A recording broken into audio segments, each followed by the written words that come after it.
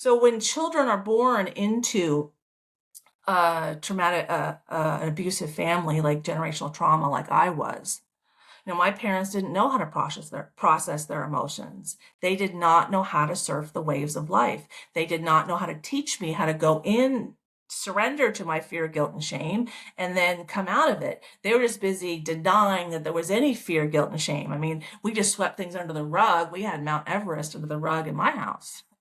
So because I never learned how to process my emotions, I held on to them and I controlled them, which made me a very controlling woman.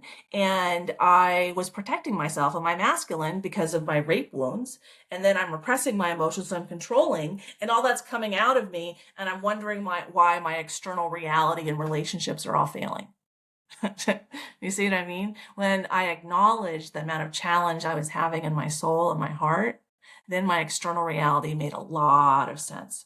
So I was born into a family where my parents wanted to maintain control over me. They didn't do it consciously, but I wasn't allowed to be authentic. I wasn't allowed to individuate, like Dr. Gabor Mate is going to talk about in a second. I wasn't allowed to be authentic. Carl Jung says one does not experience loneliness because one has no one about them. One experiences loneliness because one is unable to communicate what is important to them. I mean, I was shut off my whole life from the time I was about 5 years old. My whole heart was like gone. I couldn't establish friendships. I've never had a long-term best friend, failed relationships. Like, I had a hard time my whole life because I rejected myself. I had internalized my parents' self-rejection as my own and didn't understand what was happening.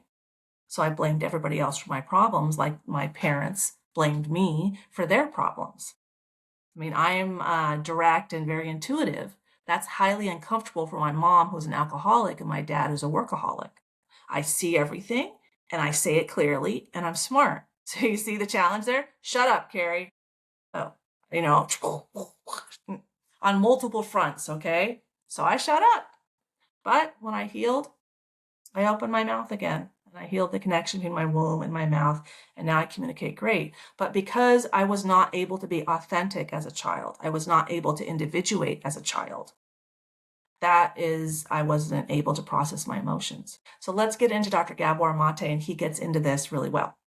And what I noticed is that that's exactly what my parents did.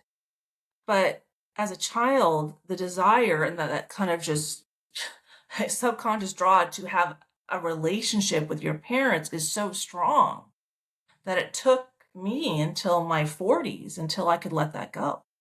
And I just didn't know that was the problem with me. And there's a lot of people who have that same exact problem. That's why we don't mature.